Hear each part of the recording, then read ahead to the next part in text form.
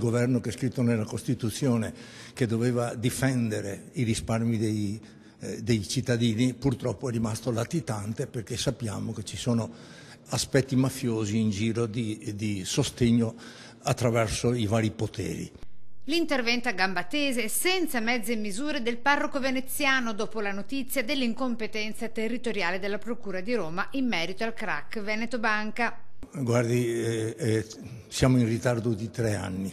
A 3 anni dalle perquisizioni che videro l'avvio dell'inchiesta romana su Veneto Banca, ora con lo spostamento del processo a Treviso si ripartirà praticamente da zero, con il rischio prescrizione in agguato.